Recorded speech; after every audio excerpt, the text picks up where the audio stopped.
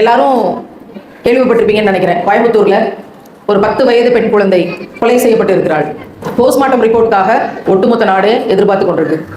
இது போக்சோல பதியப்பட்டு பாலியல் கொலை அப்படின்னு ஒரு விஷயம் நம்ம வாழக்கூடிய இந்த காலகட்டத்தில் நடந்திருக்கு.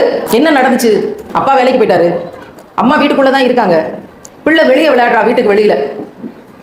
பக்கத்து வீட்டுக்காரன் எப்போதுமே அப்பப்ப கூட்டிட்டு போய் மிட்டாய் வாங்கி கொடுக்கறது உண்டு. அதே மாதிரி இந்த பிள்ளையை கூட்டிட்டு போனவன் தான் அவனும் அவனுடைய நண்பனும் சேர்ந்து அப்படின்னு செய்திகள் வெளியாகி கொண்டிருக்கின்றன. பிள்ளையை காணோம்னு நைட்டு கம்ப்ளைண்ட் பண்றாங்க. அடுத்த நாள் சாயந்தரம் தான் பிள்ளை கிடைக்கிறா.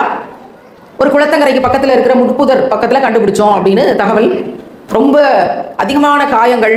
அந்த குழந்தையோட வீட்டுல இருந்து வரக்கூடிய செய்திகள்லாம் நம்மளால செரிமானம் செய்யக்கூடியதாக இல்லை. பாதி முகம் சிதைஞ்சு போச்சு அப்படிங்கிறதுல தொடங்கி கழுத்து திருப்பப்பட்டு உடைக்கப்பட்டு இருக்கிறது அப்படிங்கிறது தாண்டி உடைய வாய்ப்பகுதி முழுவதும் சிதைக்கப்பட்டு இருக்கிறது அப்படிங்கிறது வரைக்கும் இப்ப வரைக்கும் வந்திருக்கிற செய்தி. அந்த குழந்தை மரணிச்சுட்டா எவ்வளவு வலியை தாங்கி கொண்டு மரணிச்சிருந்திருப்பான். 10 வயசு குழந்தை எவ்வளவு வலியை தாங்கி கொண்டு மரணிச்சிருந்திருப்பான். ஆசிஃபாவினுடைய வழக்கு இன்னமும் நடக்குது, இன்னும் தீர்ப்பு வரல. இது என்ன நாடு? இங்க என்ன ஜனநாயகம் இருக்கு? இங்க மக்களாட்சிக்கு என்ன மரியாதை இருக்கு?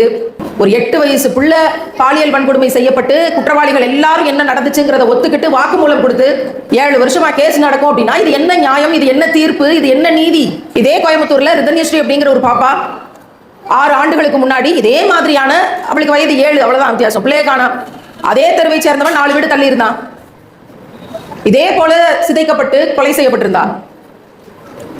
எந்த விதமான மாற்றமும் நடக்கல. அதே கோயம்புத்தூர்ல நடக்குது.